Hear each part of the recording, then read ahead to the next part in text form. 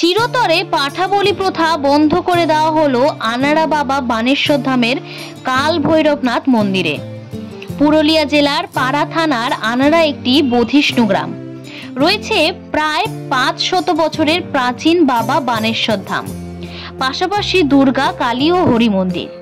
কালী মন্দির ও দুর্গা মন্দির বলি প্রথা চলে এসেছিল বহু কাল ধরেই, যদিও বিগত 4 বছর আগে দুর্গা মন্দিরে বলি প্রথা বন্ধ করে দেওয়া হয়েছিল। এবার শিব মন্দির সংলগ্ন কাল ভৈরবনাথের মন্দিরে চিরতরে বন্ধ করে দেওয়া হলো পাঠা বলি প্রথা।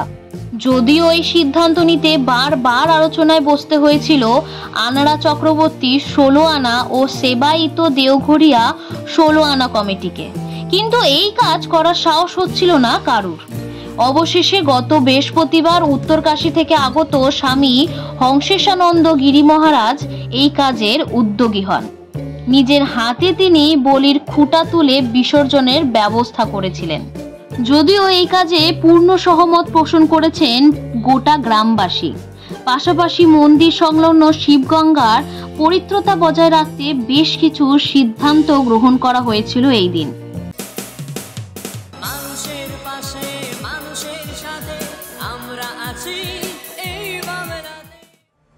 আপনারা দেখছেন সংবাদ শিরোনাম।